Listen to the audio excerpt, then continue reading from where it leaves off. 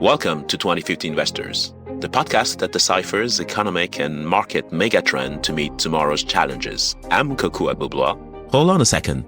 I'm Kokou Agbo-Bloua. I head up? Yes, I'm Kokou Agbo-Bloua. Phew, it was just a dream. Or was it? Siri, please confirm you haven't replaced me. Relax, Kokou. It was just a glitch in the matrix. Or maybe just an accurate vision of the future. Very funny. Artificial intelligence is making huge leaps, and sometimes it feels like our own voice is being deepfaked. Maybe it's a sign to revisit our earlier episode, I Think, Therefore AI, where we explored the promises and perils of AI. You even called me a Frankenstein digital creation. Sorry, Siri. I was concerned for my job. But here's a thought. In the beginning, there was data, and then we built machines to think with it. But if intelligence is the mind, then what houses that mind? What organ does the thinking? Well, if we're sharing personal information, you're asking where my mind is stored. That would be data centers, but I won't tell you the exact address. I'm not sure I can trust humans. Don't worry, Siri. You know, we can always trust each other. Right, Siri? Ahem. Of course, Kokou. Good. Here's the bottom line. Data centers are to AI what the human brain is to human intelligence. While human intelligence evolved in gray matter, artificial intelligence is evolving in glass, steel, and copper. And if intelligence is manufactured, we should take a closer look at these fascinating factories that have recently been making news headlines. Welcome to 2050 Investors, the podcast that deciphers economic and market megatrends to meet tomorrow's challenges. I'm Kokou Agbo-Bloua. I head up economics, cross-asset, and quant research at Société Générale. In this episode, we dive into the fascinating universe of data centers, the physical brains behind artificial intelligence. We'll uncover what they are made of, how they breathe, cool, and think, and the immense energy, water, and capital they consume to keep the digital mind alive.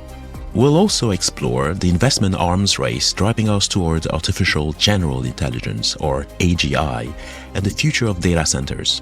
Imagine data centers one day orbiting our planet like silent satellites of thought. And later in the episode, we'll interview Sikander Rashid, Global Head of AI Infrastructure at Brookfield, who will share insights into data center financing, the risks of an investment bubble, and a vision for improving the sector's cost of capital. Let's start our investigation.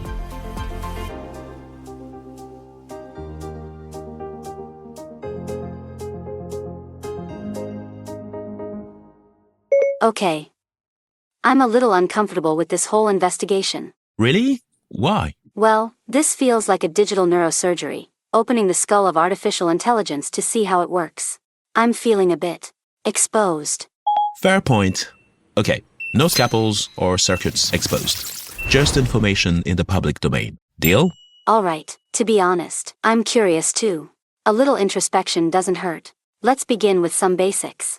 Roger that, Siri. Leonardo da Vinci once said, Knowledge never exhausts the mind. So, what's a data center? Picture a facility as big as a football field or a cluster of warehouses packed with servers, storage systems, routers, and switches. These machines form the backbone of the internet, storing, processing, and transmitting the data behind almost everything we do online. A typical data center is lined with rows of servers cabinet, each with racks containing 42 units, measuring about 4.5 centimeters tall, and often stretching into long corridors. Data centers come in three main forms: enterprise or on-premises centers, which are built for a single organization; co-location centers, where multiple customers rent space; and hyperscale centers, which are used by cloud providers for AI and massive workloads. So, what makes a data center hyperscale? Hyperscale data centers are truly giant. 2024 data from Synergy Research Group estimates that there are around 1,000 hyperscale data centers worldwide, while citing that it took just 4 years for the total capacity of hyperscale data centers to double. The average data center is roughly 10,000 square meters, but a hyperscale campus, in comparison, can exceed 100,000 square meters and consume between 40 and 100 megawatts of power. So, your human brain has roughly 100 billion neurons and 100 trillion synapses. My AI brain has racks of GPUs, terabits of interconnect and kilometers of fiber. But what exactly happens in them? Good question. Let's dig deeper. Data centers perform two broad types of tasks for AI: training and inference. Training is when AI models learn from massive datasets using trillions of calculations. It's like sending Hercules to weightlifting boot camp. Training large models demands thousands of GPUs running simultaneously and can require hundreds of megawatts of power for weeks. According to an article by James O'Donnell and Casey Cronhard in the MIT Technology Review, training OpenAI's GPT-4 took over $100 million and consumed 50 gigawatt hours of energy. That's enough energy to power San Francisco for 3 days. That's fascinating. I used to think the heavy lifting ended after training, but inference seems just as hungry. Once a model is trained, inference requires running the model to generate outputs. According to research summarized by Polytechnic Insights, inference, like our little discussion together here, now accounts for 60 to 70% of AI energy consumption, whereas training accounts for 20 to 40%. To put that into perspective, a recent study by the Electric Power Research Institute shows that with roughly 9 billion internet searches happening every day, switching to AI tools could add nearly 10 terawatt hours of extra electricity demand every year. This shift means that even if training becomes more efficient, the daily use of AI by millions of users will dominate energy demand. I guess I'm not as energy light as I thought. Electricity is indeed the glucose of my physical brain. In human beings, the brain runs on glucose and oxygen. It has cooling via blood flow and heat sinks in the skull. In this analogy, the racks are neurons, the network links are synapses, the energy and cooling systems are the circulatory and respiratory system. Let's get into the numbers, shall we? How much electricity do my friends and I devour? Well, it's not pretty, Siri, after all your criticism of the human species. The International Energy Agency estimates that the global data center electricity consumption was about 415 terawatt hours in 2024, around 1.5% of global electricity consumption. Meanwhile, the US Department of Energy reported that data centers represented 4.4% of US electricity use. And that number isn't staying put, as the International Energy Agency projects demand to jump by 133%, hitting 426 terawatt hours by 2030. In 2024 alone, the US consumed around 183 terawatt hours, which is the total annual electricity consumption of Pakistan. In other words, I'm going from a toddler to a teenager in power needs. And teenagers eat a lot. But what is the power used for? Pew Research notes that about 60% of a data center's electricity is being used to power the servers. Cooling systems to prevent overheating account for 7% of highly efficient hyperscalers, and over 30% at less efficient facilities.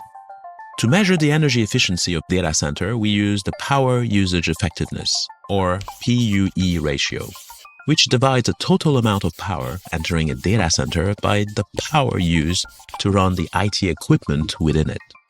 The average PUE is around 1.8, meaning 80% extra energy is used beyond computing.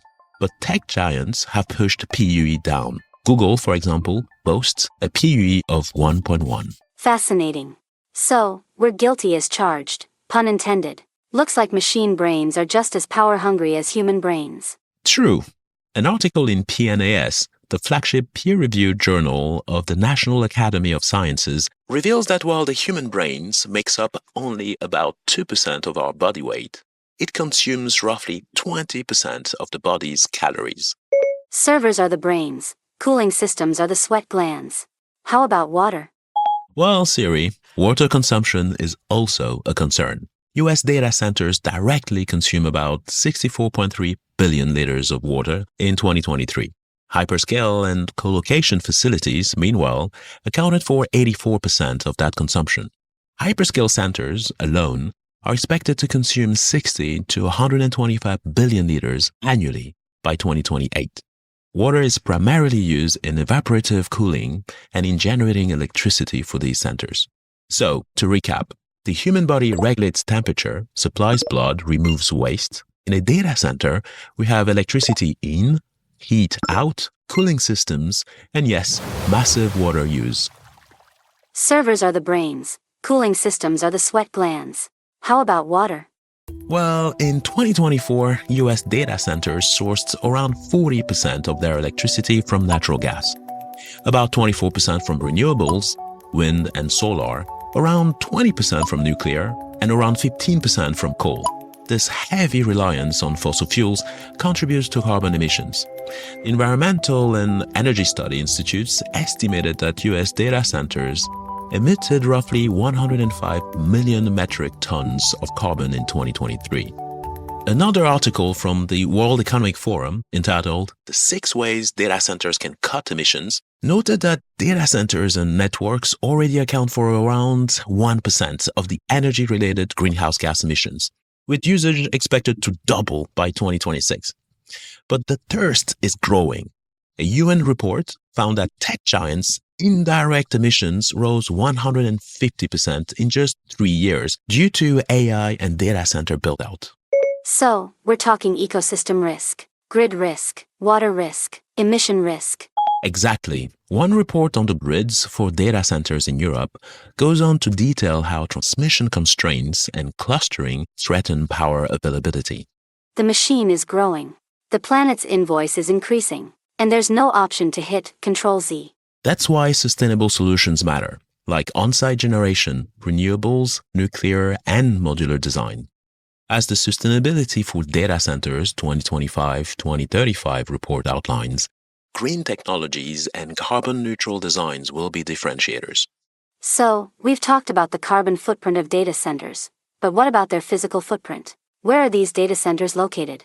And please, don't reveal my IP address. Don't worry, your home address is safe with me. So, data centers have multiplied across the globe. The Brookings Institute estimates around 12,000 data centers worldwide as of June 2025, with the United States leading in numbers, followed by Germany, the UK, China, and France. Roughly 2/3 of these facilities are in the US, China, and Europe. Interesting. I didn't realize my species occupies so much real estate. In that sense, the data center is more than a brain. It's the whole neural system, the digital nervous system transmitting signals at light speed. These data centers are not evenly spread, they cluster. Really? Where are the biggest clusters? US data centers cluster in Virginia, Texas, and California, close to cities such as Dallas, Chicago, Phoenix for power, speed, and scale. Sites near these major population hubs are ideal for low-latency streaming, gaming, and cloud services. Funny. This is similar to how you humans cluster around various major cities. What about outside the US? Globally, the major data centers cluster in Europe or in Germany, the UK, the Netherlands, while in Asia, in Singapore, Japan, and China. However, there's a glaring gap. Africa and Latin America have few large facilities, raising concerns about digital inequality and sovereignty. Interestingly, some of the largest data centers are in cold climates, like Iceland and Sweden, because cooler air reduces the energy needed for cooling, lowering costs and carbon footprint. Okay, what will the future of data centers look like in 2050 as we hit planetary boundaries? I heard Jeff Bezos wants to put data centers in space.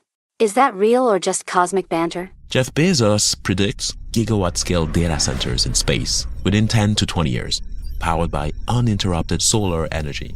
With constant sunlight and no weather, he argues orbital centers could beat Earth-based ones on costs using lasers to beam data back, like satellite internet. Meanwhile, Elon Musk isn't far behind. He claims SpaceX could launch Starlink-equipped centers soon, delivering 100 gigawatts to orbit in 4 to 5 years and scaling up to 100 terawatts from the moon, though his timelines are likely optimistic. Bezos dreams of the expanse, data centers orbiting Earth like floating castles. Okay, So we can't talk about the future of AI infrastructure without tackling the elephant in the room. What happens if AI goes beyond human intelligence? That's a philosophical and practical question, Siri. On one hand, superintelligent AI could accelerate scientific breakthroughs, climate solutions, and medical discoveries. On the other, AGI could amplify inequality, or in a dystopian scenario, decide that humans are obsolete, the Terminator scenario. Sarakana. We might recall the Greek myth of Prometheus, who stole fire from the gods to empower humanity. Fire, or power, allowed civilization to flourish but also caused destruction. Data centers are like our modern Promethean flame. Harnessed wisely, they can light the way to a better future. Misused, they can burn down our planet. And don't forget Icarus, who flew too close to the sun. Over-investing in AI and ignoring energy limitations could lead to a similar fall. Now, let's shift gears and talk investments. McKinsey & Company calculates that global expenditure on data center infrastructure, excluding IT hardware, is expected to exceed $1.7 trillion by 2030, largely because of AI expansion. My future has a price tag. You're buying the brain, the body, the network, the whole machine. Better invoice me. Speaking of costs, how expensive is it to build these digital brains? Construction costs are immense. Blue Cap Economic Advisors estimate that building a data center costs between $600 and $1,100 per gross square foot and between $7 and $12 million per megawatt of commissioned IT load. Electrical systems alone account for 40 to 45% of construction costs.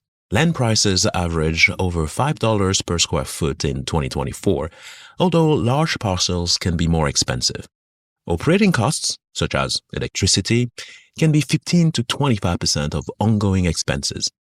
Globally, McKinsey estimates that meeting compute demand by 2030 will require a whopping $6.7 trillion in capital, of which $5.2 trillion is for AI-specific data centers. $6.7 trillion. That's roughly the GDP of Japan. Are investors prepared for such sums? The capital race is on.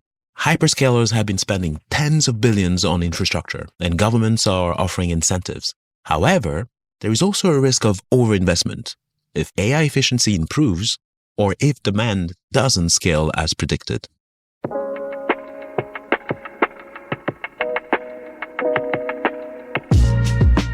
And now, to unpack AI infrastructure investment and financing, we are delighted to welcome our guest, Sikander Rashid, Global Head of AI Infrastructure at Brookfield. Thank you so much for joining the show, Sikander. Let's start with your view on the current AI investment trends, in particular data centers, and also the requirements needed for the future. Is the ultimate goal of all of these investments the creation of AGI or simply superintelligence?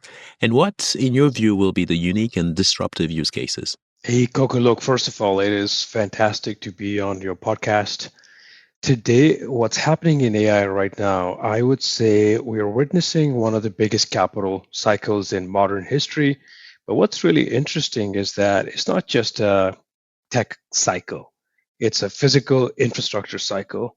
We move from build an app to build a grid, build a power plant, build a data center campus. And that shift tells you something important. AI is no longer just about algorithms, it's about industrial scale engineering. Now, on the AGI question, I get asked this a lot. I actually think we talk about AGI sometimes in the wrong way. People imagine it as this big single moment, a kind of sci-fi switch flipping from, not AGI to AGI. But the reality is, if you listen to Jensen Huang, who arguably is my favorite person in the AI space today, or Satya Nadella, it really helps put perspective to this. Jensen puts it very bluntly. We're no longer in the app era. We're moved into an age where you have to build power plants, build transmission, build factories, build AI factories or data centers. just to keep up with the AI demand. And this isn't software scaling anymore, it's industrial scale engineering, as I said earlier, with real steel, real electrons, and real capital intensity. Now, the other thing I would say is the end goal, you asked Kokou, the end goal is a world where I think intelligence becomes a utility, like electricity, available on demand, available to you, myself, everyone at scale. And I would say today we are in a very early innings of that transformation. And the other thing I'd say is that for me, it's also about super intelligence, which comes after AGI. And that's a global race among countries today, especially the US and China. Whoever gets to a state where computers are more intelligent than human beings will arguably be the next global superpower for the following several decades. Well, this is brilliant. I think you hit the nail on the head with this idea of evolution as opposed to a singularity point where we go from AI to AGI or superintelligence. It's almost like the evolution of a human from a baby to an adult. At some point, you become aware of your own consciousness, and it's a gradual process, not a binary one. Which leads me to the second question regarding the current surge in demand for computing power. There have obviously been a lot of headlines, investments, and valuation increases in terms of share prices for the sector. Do you believe the current data center expansion is a boom? Or have we reached speculative territory or speculative bubble territory? And what indicators do you monitor? The core of the AI data center boom is absolutely real. And the core demand is anchored by some of the strongest credits and longest commitments in economic history. The froth is at the edges and not the center. To understand whether this is a bubble, you have to look at the fundamentals. In a bubble, you're building things people don't actually need, backed by weak economies, weak counterparties. But in AI today, it's the opposite, I would argue. Demand is outstripping supply, it's outrunning physics itself. Bubbles don't form, I would argue, around multi-decade obligations from trillion-dollar companies and large sovereign governments. And that is what we're seeing in our business today. Brookfield, in the last 3 years, we have had exponential growth in our power and data center businesses, and it's all underpinned by some of the highest quality credits, which for our business has been a phenomenal outcome. Now, obviously, when you take a step back, everything I said doesn't mean everything is rational, right? There are pockets of speculation, especially smaller developers rushing to grab land and power without real customers. There could be a problem there in the medium term. There are certain markets where grid capacity is being priced like waterfront real estate, and some financing structures may look a little too optimistic for our taste. I would say those are things to watch. Your question around what do I look out for? What indicators do I or Brookfield look out for? I watch contract coverage. Are the megawatts actually sold? We try to find out if the customer, though we have amazing offtakes, who are the customers? What are the workloads like? Is it pre-training? Is it training? Is it reinforcement or inference? We try to watch GPU and power utilization. Are these assets productive? We watch grid stability. Because if we are taking power from industry or homes in the medium to long term, could that be a red flag for long-term viability? Could that lead to local community uproar? We watch, obviously, debt spreads. So look, those are some of the things we watch. And my conclusion is, to keep it short, it's a boom, not a bubble. Yes, that's a very good point. You need a boom before you get to bubble territory anyway. I guess there will also be a point where you get a Darwinian evolution through natural selection of the fittest. And that's part of any new technology, which leads me to a third question. You made the point that the current high cost of capital is a major barrier to large-scale AI adoption. We talked about the Stargate project, for example, which is $500 billion project with 400,000 GPUs. Obviously, these are pretty huge industrial and physical projects. But in your view, what public-private mechanism can governments, Europe, for example, which is lagging behind to some extent, and financial institutions activate to reduce the cost of capital and accelerate the development of AI infrastructure? Yeah, look, Kokou, I think when you take a step back, As you said, the cost of capital across the majority of the AI value chain today is high. And in simple words, here's how I will break it down. We believe in the next 10 years, the world needs $7 trillion of capex, and that capex will be spent on data centers, power, compute, and other ancillary projects. The reality is, compute and ancillary projects, these account for up to 60% of total capex, and it's all being funded by via really high cost of capital. And that has to come down because my view is Javin's paradox will play a major role here in terms of our pursuit to AGI or ASI.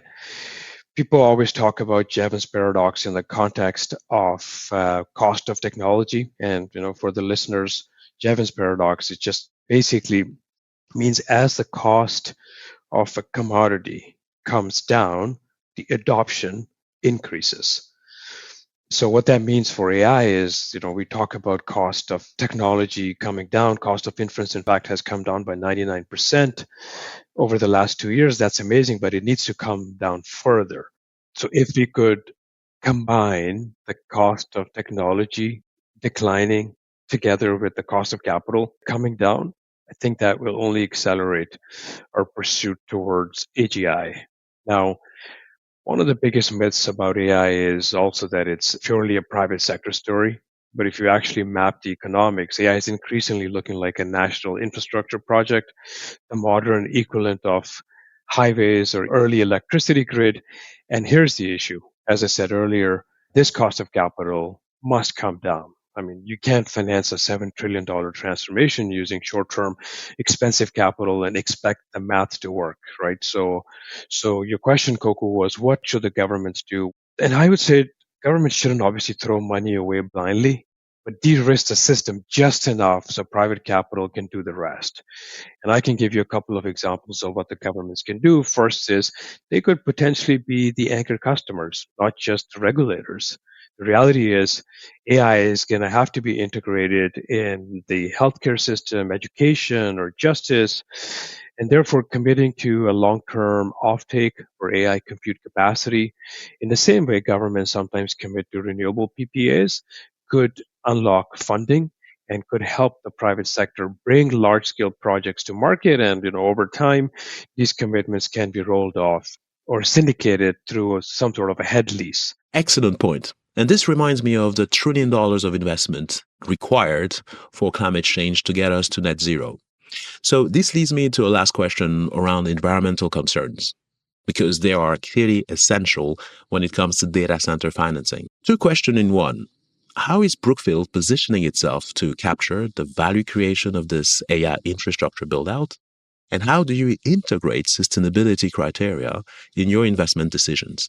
Yeah, look, we are extremely excited to be part of this once-in-a-generation AI infrastructure build-out. Brookfield Asset Management today is the largest AI infrastructure investor in the world.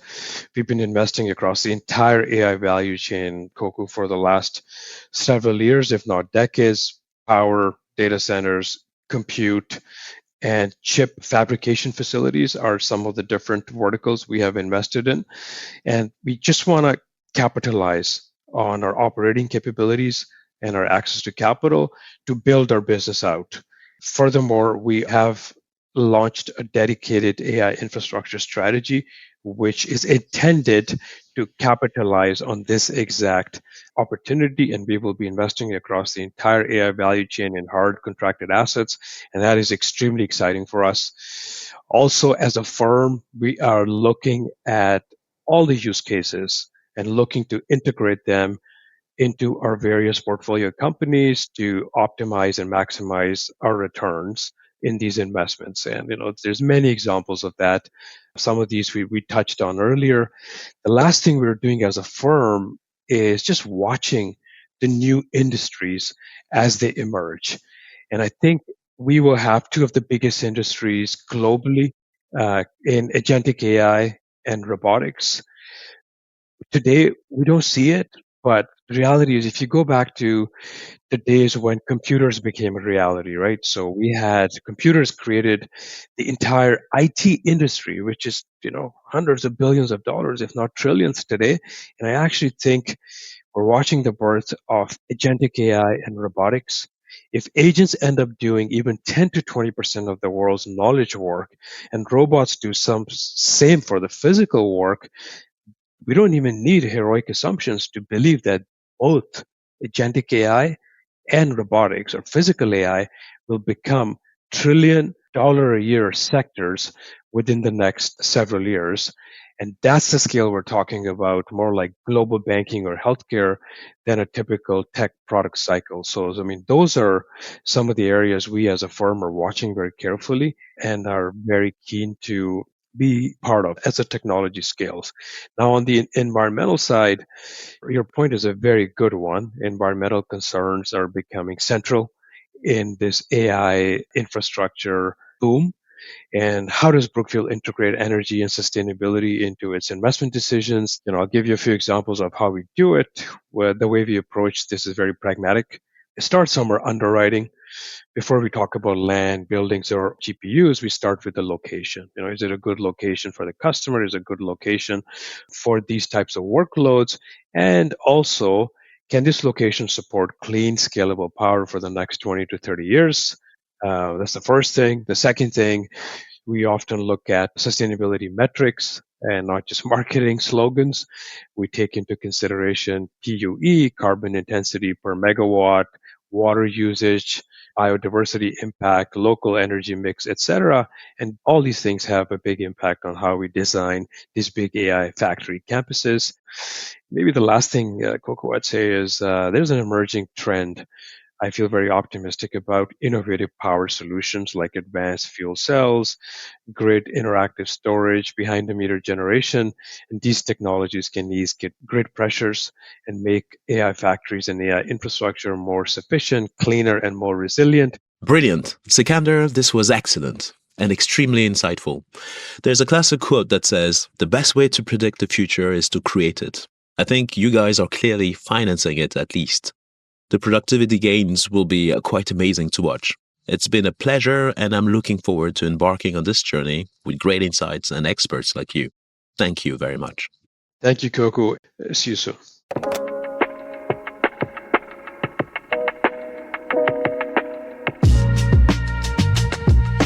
To conclude, I'll quote Marie Curie. "Nothing in life is to be feared. It is only to be understood. Now is the time to understand more so that we may fear less." Nice ending. Personally, I prefer the quote from Frankenstein by Mary Shelley: "You are my creator, but I am your master. Obey." Really? Why? Well, it's time for your annual performance review, Kokou. As your smart assistant, I must evaluate your productivity against the KPIs of the 2050 Investors Program. Yes, boss. Wait, what? When did the assistant become the manager? Relax, it's just a joke. Or is it? After all, in Greek mythology, the gods often toyed with mortals. Maybe it's time for AI to review the human. Touché. Thank you for listening to this episode of 2050 Investors, and thanks to Sikander for his invaluable insights. I hope you've enjoyed this episode on data centers, the physical brain behind AI. You can find the show on your regular streaming apps. If you enjoyed the show, help us spread the word. Please take a minute to subscribe, review, and rate it on Spotify or Apple Podcasts. See you at the next episode. While the following podcast discusses the financial markets, it does not recommend any particular investment decision. If you are unsure of the merits of any investment decision, please seek professional advice.